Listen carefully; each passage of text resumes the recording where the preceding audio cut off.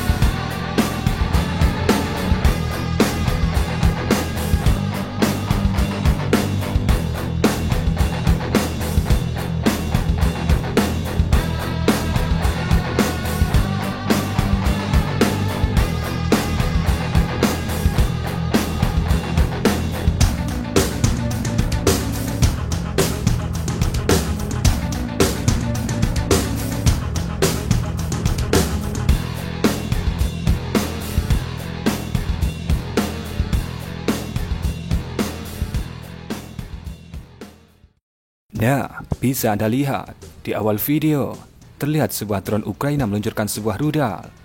Awalnya pasukan intai Rusia mengira rudal itu diluncurkan untuk menargetkan infrastruktur energi minyak dan gas Rusia yang ada di Laut Hitam.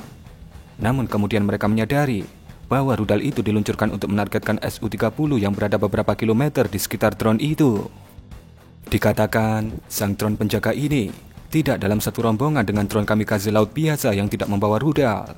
Hal ini dilakukan untuk menghindari ditargetkan lebih dulu oleh helikopter ataupun wahana pencegat lainnya dari pasukan Rusia. Ketika helikopter ataupun jet tempur Rusia mendekat dan sibuk dengan kawanan drone kamikaze laut Ukraina, barulah drone penjaga ini dengan leluasa mengunci dan menargetkan helikopter ataupun jet tempur Rusia.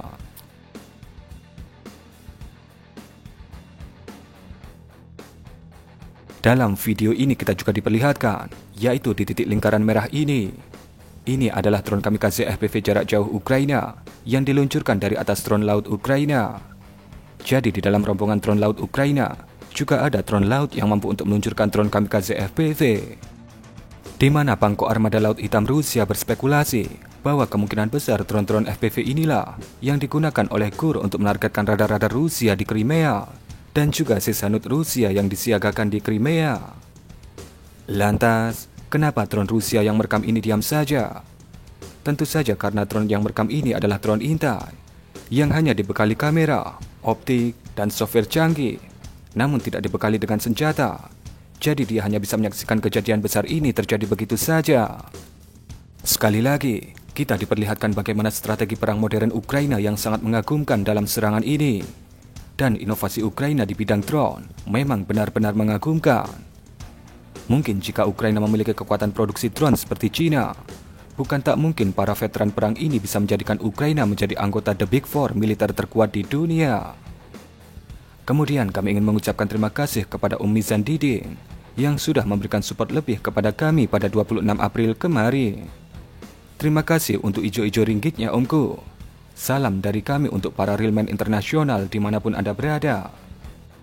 Dan mungkin kurang lebih seperti itulah sebuah taktik perang modern yang kembali diperlihatkan oleh pasukan Ukraina. Bagaimana menurut pendapat Anda mengenai video ini? Berikan komentar Anda.